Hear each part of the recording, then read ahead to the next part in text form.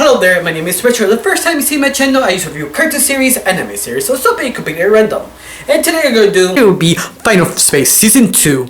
Now, the first episode was fun. I enjoy it, especially when the show feels they actually improved so much. What I mean that is, in fact, all the little mistakes they did on Season 1, the little bit of writing things that usually is fault to Gary, that Gary truly trying to chew the scenery, or at least give some more filler, or basically just freestyling talking, because I feel sometimes they don't know what to do, and they use Gary just basically lip sync, just add stuff automatically in. But the difference is they add more characters and give each character a little couple more lines to actually develop more of the characters, especially Clarence and their kids.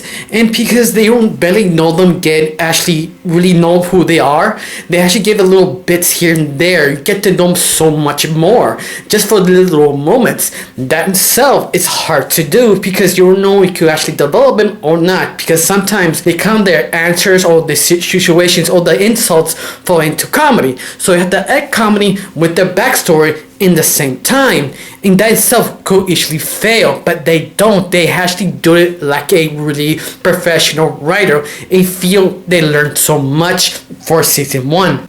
And secondly, the animation. Oh my god, the animation is still as good as last time. This is really improvement. So many things. I love it, especially with the main story arc. Now, before I continue, let me talk about the first episode. Now, the first episode was kind of interesting. Kind of left off what the final Season 1 left off. Gary in space, almost dying till the trash machine thing basically picked them up, and basically going back to this sort of the kind of trash planet, dropping him there. But you think it would be like miserable? No, he actually found everyone.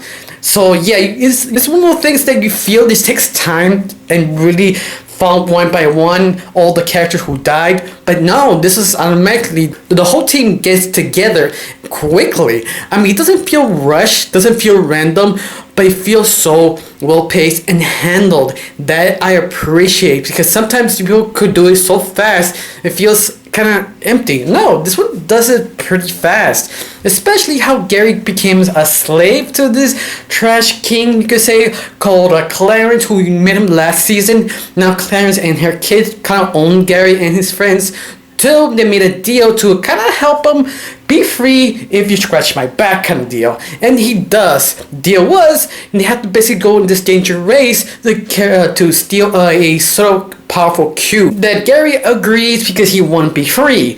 Of course, this is kind of like where the adventure got being crazier, because Clarence never explained this is basically a death race that you basically have to survive doing the chase, doing the crime they to steal the cube, and crazy things happen. In between all this, you have Nightfall and a Lord Commander that you see, like where you see him last time, half dead, trying to torture Mooncake, but Nightfall reappears and kill him with a spear.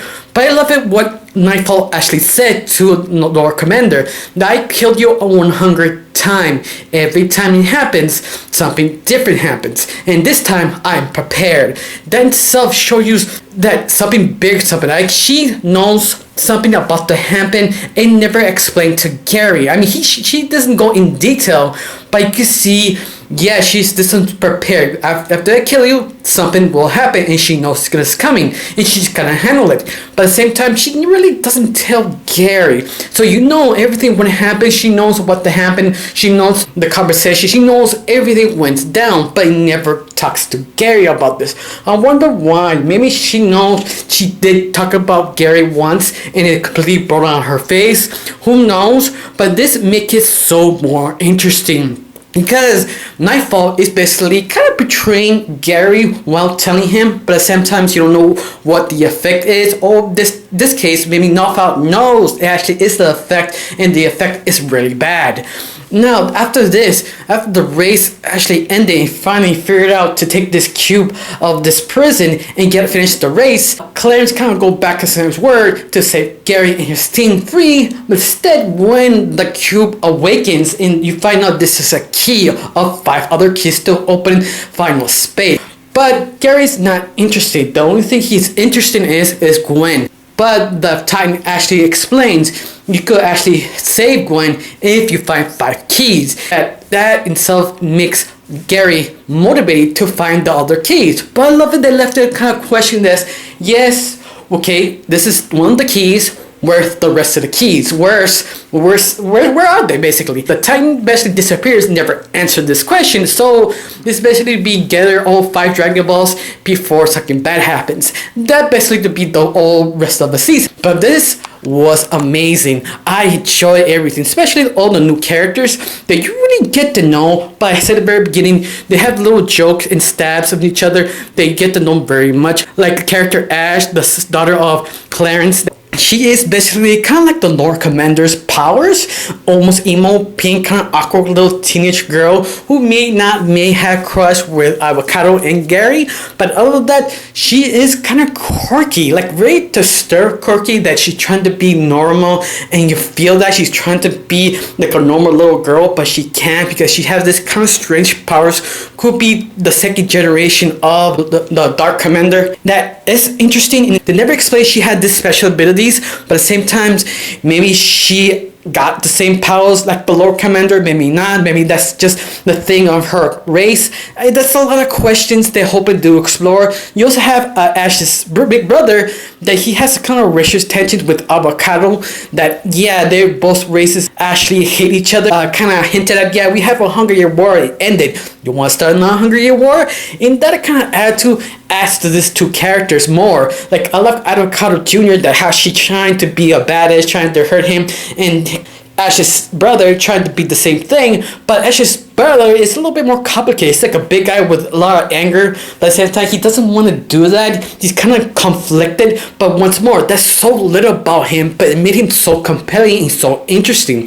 That's why I love all the minor characters, because they have something big to say. They say it a little bit, but leave an impact enough to be more curious about the backstory. That in itself is just so well handled. I mean, I can say anything. I mean, I just enjoyed the ludicrous, the funness, and the fact the pacing just so perfect, so well handled. Also, oh my god, this could be a perfect episode. Even though I feel some of the jokes went kind of flat, especially what happened in the trailer also. Like you see the trailers kind of ruined a lot of things of a first episode and kind of killed it for me. But because how the whole first episode was so handled well, that I automatically forget it because I enjoy it so much. I highly recommend continue watching season 2 of Final Space. Of course, if you like it, because if you didn't like the first one, I kind of recommend watch the second one just to give it a second chance. But other than that, yeah, it's really good. Well, I got nothing else to say. Just don't forget to subscribe, leave a comment below, and have a wonderful day. Bye.